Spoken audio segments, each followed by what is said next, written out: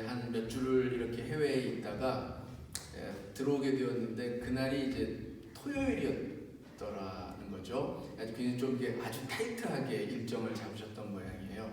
토요일 날 들어와서 그 다음 날 이제 주일 예배를 섬겨야 하는데 너무 피곤하고 몸도 지치고 그러더라는 거죠. 이제 예배 시간은 되어서 간신히 이제 몸을 이끌고 제단에 올라가서 이제 좌석에는 앉았는데 몸이 피곤하니까 찬양을 인도하는 사이에 아마 깜빡 졸으셨던 모양이에요.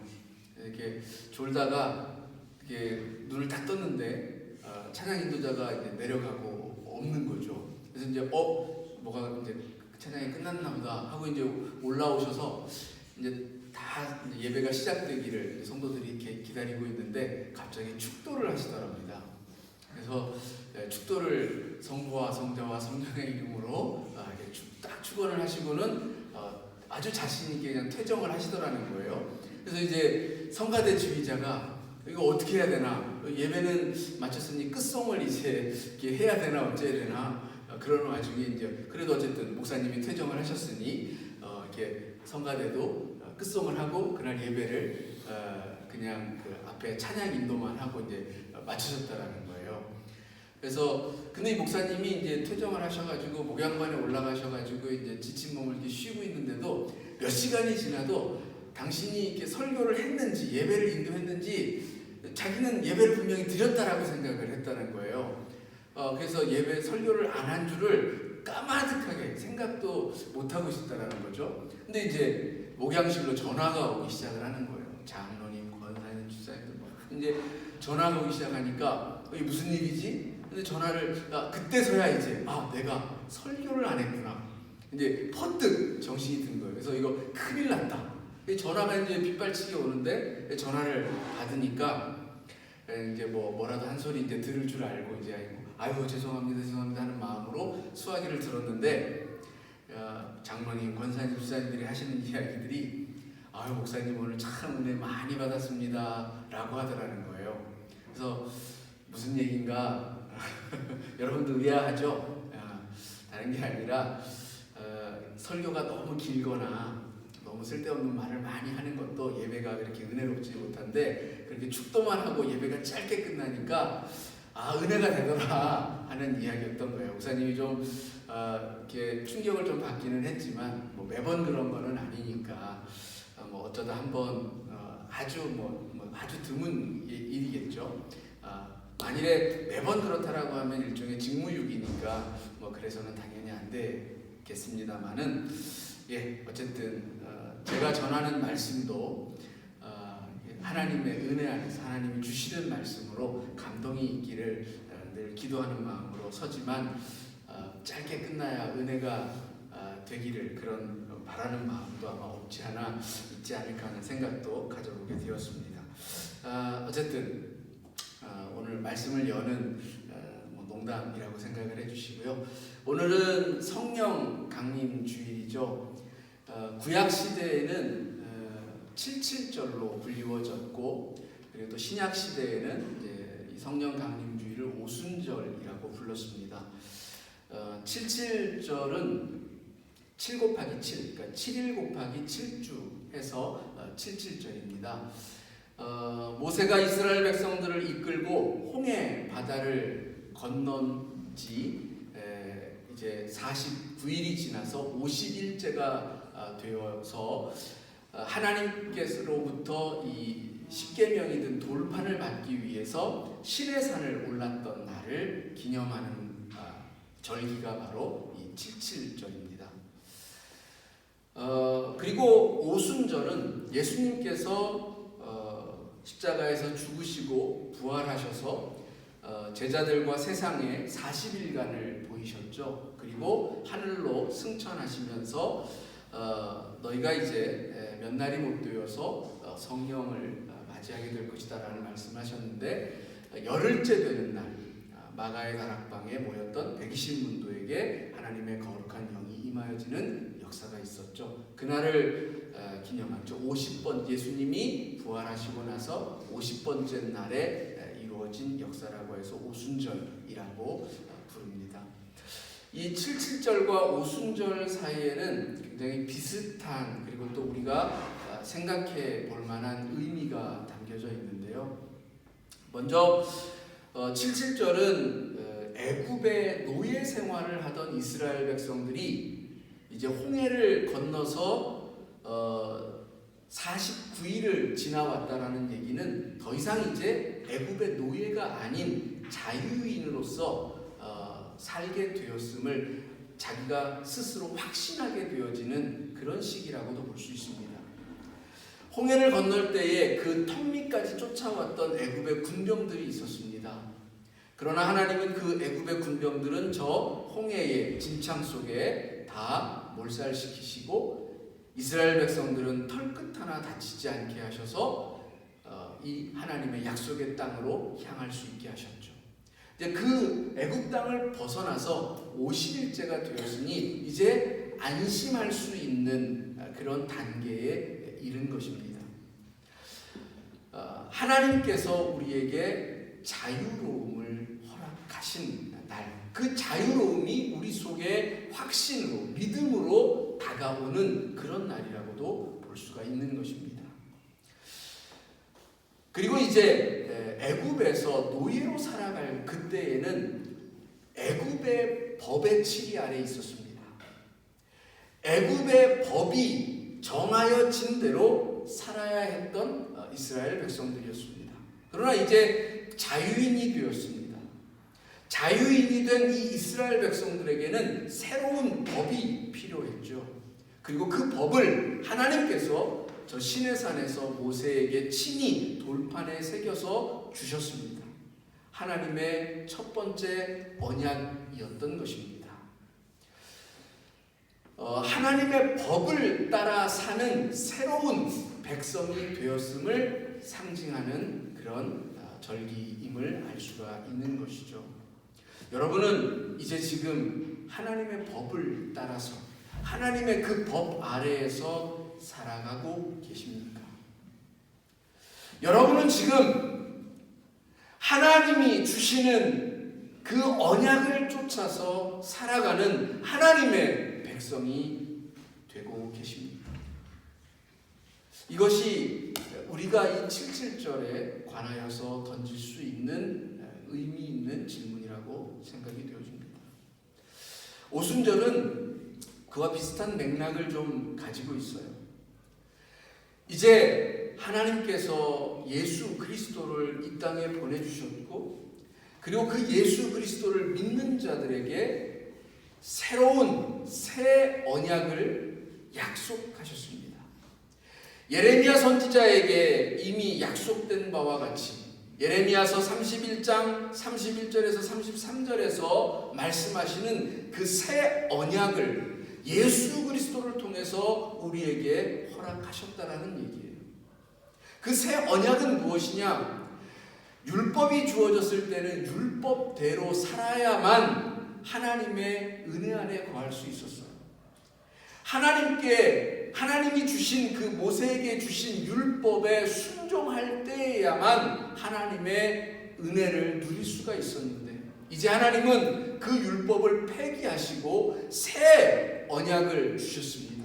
그 새 언약은 예수 그리스도인데, 그 전에 있었던 것이 말하자면 상호적인 것, 네가 율법을 지키면이라고 하는 단서가 붙어 있는 그런 계약이었다라고 한다면, 이제 예수 그리스도를 통해서 우리에게 주어진 이 새 언약은 하나님의 무조건적인 사랑을 담고 있습니다. 우리를 자녀 삼으신 하나님께서 우리의 모습, 그 모습 그대로 사랑하시겠다라고 하는 하나님의 일방적인 사랑의 선언입니다. 이 새로운 언약으로 들어서는 것이 바로 이 오순절의 역사인 거예요. 하나님께서 우리들에게 찾아오시고, 하나님께서 우리들에게 찾아오셔서 평화라, 너희에게 임하는 평화라 말씀하시는 사건이 바로 이 오순절의 사건이며, 이것을 예수님은 너희에게 내 이름으로 보내는 또 다른 보혜사라고 하는 것으로서 설명을 해 주셨습니다.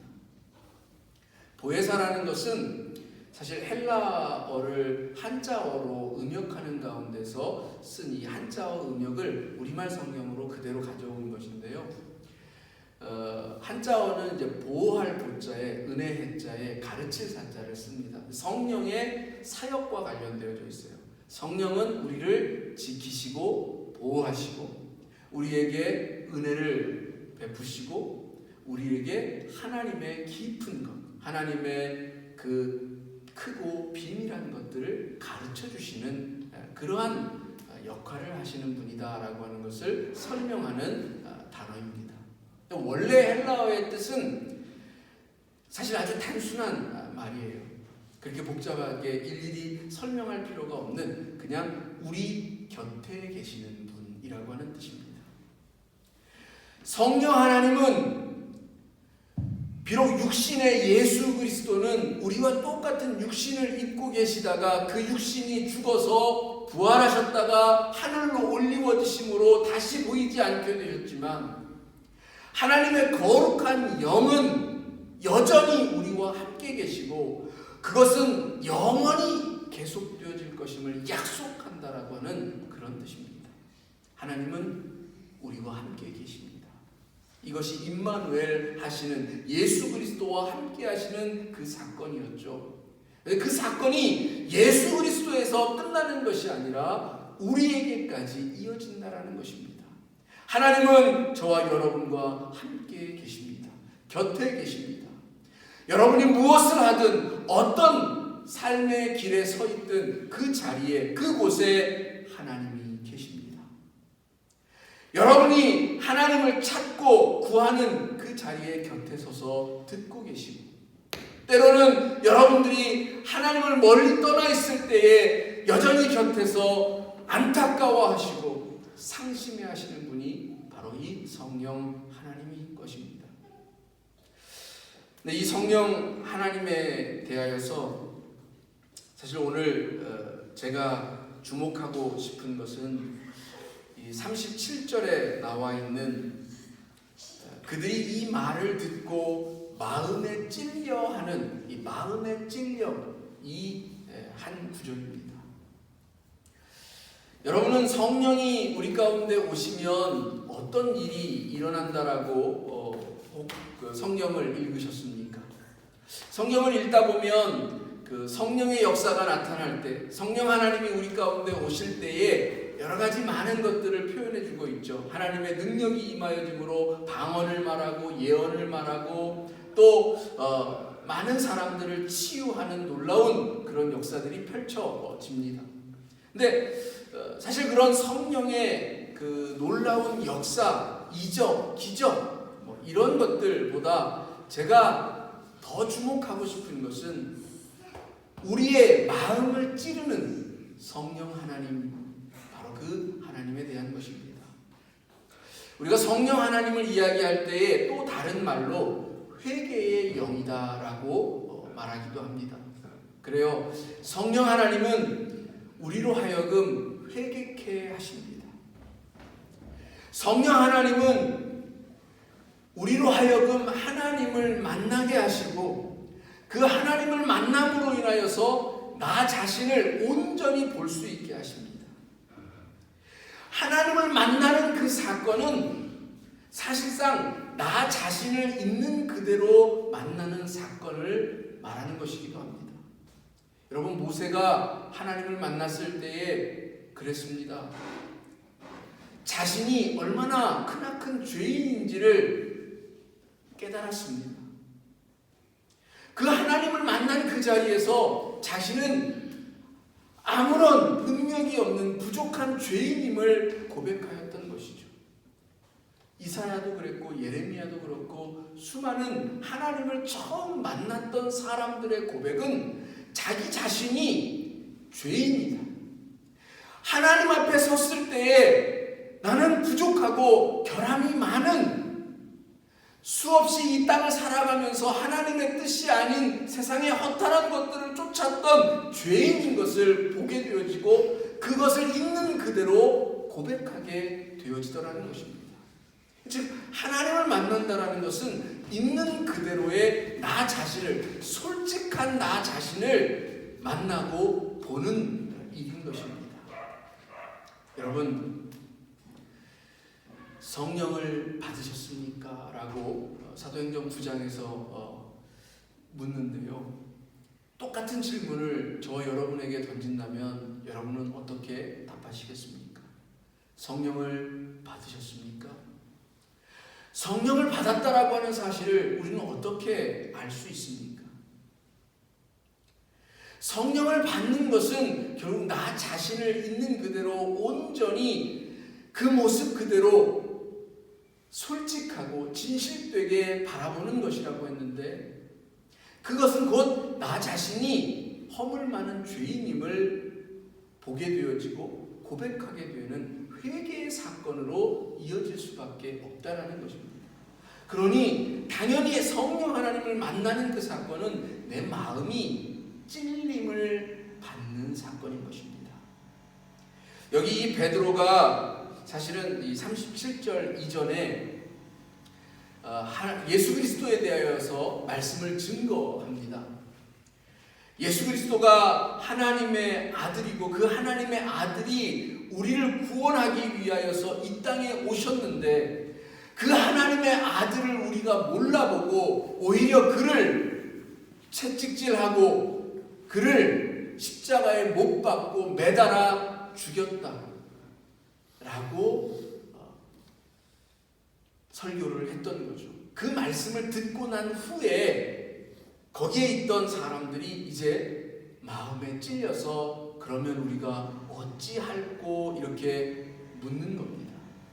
여러분, 우리가 하나님이 이 땅에 오셔서 우리를 얼마나 사랑하셨는지, 우리에게 베푸신 그 사랑이 얼마나 큰지를 보게 되어졌을 때, 알게 되어졌을 때, 깨닫게 되어졌을 때에 내 속에 찔림이, 내 속에 하나님을 향한 새로운 마음들이 생겨남이 없지 않겠습니까?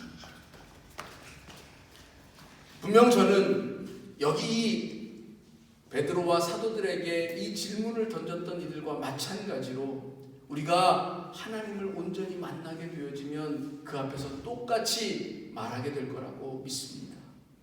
어찌하여야 할까요? 하나님, 우리가 어찌하여야 할까요?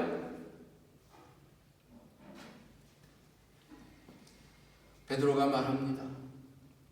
회개하고 죄사함을 받으라.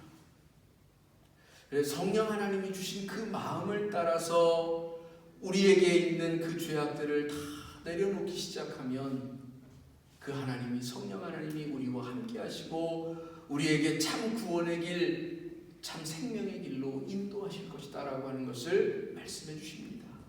오늘 저와 여러분에게도 똑같이 이 말씀을 전하고 싶습니다. 하나님을 만나십시다. 그 하나님 앞에서 우리의 실존을 있는 그대로 고백하십시다. 그리고 우리에게 찾아오시는 그 한 성령 하나님을 쫓아서 순종하며 나아가십시다.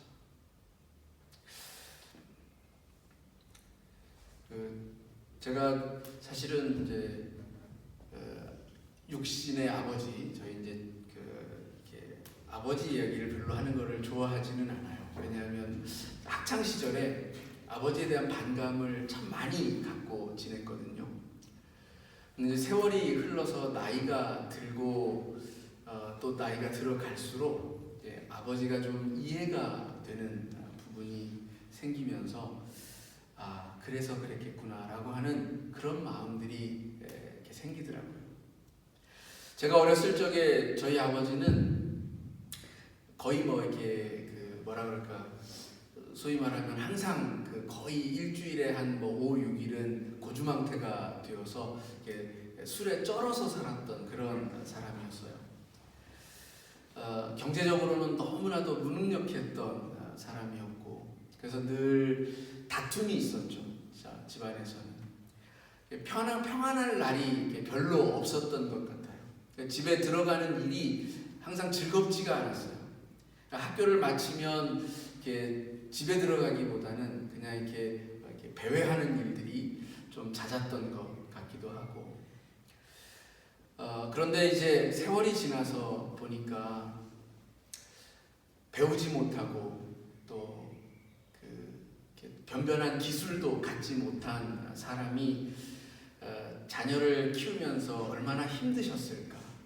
평생을 탄광 노동자로 혹은 길거리에 노점상을 하면서 이렇게 지나왔던 그 삶의 세월의 무게가 참 가볍지 않았겠구나. 많이 힘드셨겠구나. 그래서 어디 가서 하소연할 데도 없고 누군가에게 그 싫은 소리 한마디 제대로 하시지도 못하는 분이 그 마음을 달래는 길이 없어서 그렇게 술도 많이 드시고 했겠구나. 그 마음이 이제서야 조금 이해가 되어지고 공감이 되면서 아버지의 마음이 이제 다가와지기 시작을 했습니다. 돌아가신 지가 벌써 한 10년이 넘어서 사실 그 이야기들을 그래도 임종 직전에 이렇게 나눌 수가 있었어요. 이러이러해서 참 아버지가 미웠노라고. 근데 이제는 그래도 조금은 이해할 수 있노라고 그렇게 이제 이야기하면서 아버님을 보내드렸는데, 그래요. 성령 하나님을 만나는 그것은 사실 다른 게 아니라고 저는 생각을 합니다. 공감하는 마음. 하나님의 마음을 공감할 때 우리 안에 성령의 임재를 체험하는 역사가 나타날 거라고 저는 확신을 합니다. 하나님이 우리를 얼마나 사랑하시는지, 지금도 우리를 얼마나 애지중지 정말 귀한 생명으로 바라보고 계시는지 그 마음이 공감이 되어지면, 당신의 아들을 이 땅에 보내셔서 당신의 아들을 십자가에 못 박아 죽이면서까지도 우리를 사랑하신 그 애절한 사랑이 공감이 되어지면 우리는 당연히 하나님 앞에 찔림이 일어나고 성령 하나님의 임재가 나타나는 그것을 체험하게 되리라고 믿습니다. 제가 돌아오는 비행기 안에서 한 가지 좀 에피소드가 하나 있었어요. 제가 이제 복도 쪽에 앉아 있었고 제 옆에 이제 한 젊은 연인 2명이 이렇게 앉아 있었는데, 한참 이렇게 쭉 오다가 그 창가 쪽에 앉은 그 남자 청년이 그 승무원을 불러서 하는 말이 에어컨을 꺼달라고 얘기를 하는 거예요. 그래서 무슨 얘기인가? 자기가 너무 추워서 못 견디겠으니 비행기 안에 에어컨을 꺼달라고 그렇게 얘기를 했습니다. 제가 2가지 사실에서 좀 놀랐죠. 첫 번째는 사실은 이건 놀랐다기보다는 모를 수도 있는 거니까 이해했죠. 우리가 알고 있듯이 비행기는 고도 대략 만 미터 상공을 날아가죠. 바깥 대기의 온도는 대략 영하 50도에서 영하 70도 사이의 기온을 이렇게 뚫고 나아갑니다. 그러다 보니까 비행기 안에는 그 자동 온도 조절 장치가 있어서 이렇게 비행을 하는 동안에 그 실내 안에서는 그 공기가 이렇게 너무 차갑지 않도록 이렇게 조절을 하는데, 이렇게 운항을 하는 그 중에는 당연히 난방기가 작동을 하겠죠. 그리고 이제 지상에 있을 때 여름철 같은 경우에는 이제 그 냉방기가 작동이 될 테고, 근데 그거는 모를 수 있는 문제니까 그렇다고 치는데, 에어컨을 꺼달라는 그 말은 오늘날 우리의 세대가 얼마나 공감을 잃어버린 세대가 되었는지를 절감케 하는 한마디 말이었어요. 사실 그 말 대신에 우리가 할 수 있는 이야기는 담요를 하나 더 갖다 달라고 한다든지, 혹은 캐리어에서 자켓을 하나 꺼내서 입는다든지 하는 것일 거예요. 왜냐하면 그 비행기 안에는 자기 말고 또 다른 수많은 이들이 함께하고 있기 때문이죠. 우리가 어떤 공공시설을 함께 사용을 한다든지 어떤 한 공간에 여러 사람들이 함께 있을 때에는 나 혼자만의 그 생각이 아니라 타인을 공감하는 그런 마음, 그것은 배려의 마음이기도 하죠. 그런 마음을 가지고 살아가는 것이 당연하리라고 생각이 되어집니다. 그런데 그런 마음들이 사실 그 한마디 속에 많이 사라지고 있음을 이렇게 느낄 수 있어서 좀 안타까움을 가졌어요. 오늘 우리가 성령 강림절인데 저는 이 세대가 정말 하나님의 마음을 공감할 수 있기를, 그리고 이 공감의 마음들이 더 확대되어지고 넓어져 가기를 간절히 바라고 기도합니다. 그리고 저와 여러분이 일들을 위하여서 또 함께 기도하며 나아가기를 원합니다.